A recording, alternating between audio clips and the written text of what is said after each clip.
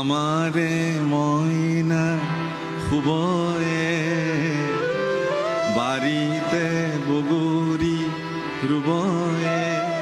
যেতিয়া সন্তানটো প্ৰচণ্ড জ্বৰত শৰীৰটো উত্তপ্ত হৈ যায় আৰু মাকে বুকুৰ লৈ শিশুটিৰ পৰা সমস্ত তাপ যেন নিজৰ শৰীৰলৈ টানি টানি আনি আনি শিশুটিক আৰাম দিব।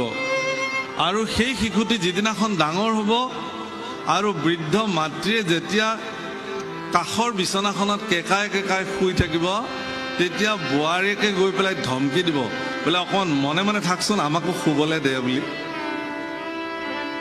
আৰু সন্তানটো সেইখিনি সময় মৌন হৈ থাকিব, কাৰণ তেওঁলোকৰ টোপনি লছ কৰিছে তেওঁলোকৰ বৃদ্ধ মাকে। আয়ো, এদিন মোৰ জ্বৰ উঠোতে তুমি মোক বুকুৰ মাজত কুৰুকি কুৰুকি লৈছিলা। আহা আই, আজি মই এবাৰ বুকুৰ মাজত লওঁ।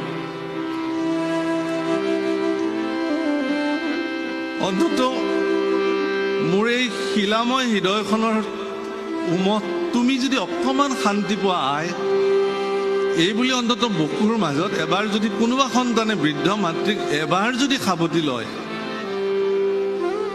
তেতিয়াহ'লে সেই সন্তানৰ জীৱন ধন্য হৈ যাব। কাশী নৰেশ্বৰ এগৰাকী জীয়ৰী আছিলে, যাৰ নাম মদালসা।